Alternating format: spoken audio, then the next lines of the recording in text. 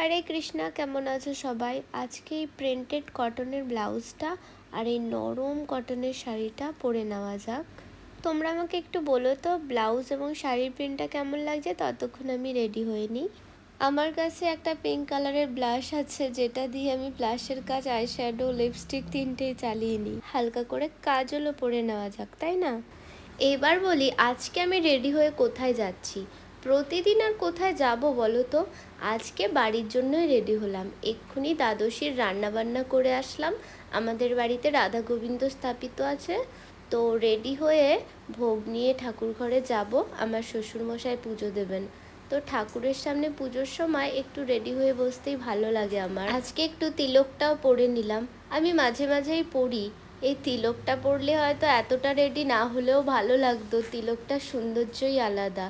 আর আমার গলায় যে তুলসী কাঠের মালাটা দেখছো, এটা আমি আমাদের এখানে আসল গাছ থেকে তুলসীর মালা তৈরি করে, তো আজকেই নিলাম।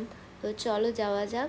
প্লিজ কমেন্টে বলতে ভুলো না যে ভিডিওটা কেমন লাগলো। প্লিজ सुनो श्याम प्यारे, ये विनती हमारी, नहीं तो निकल जाएगी जान ये हमारी।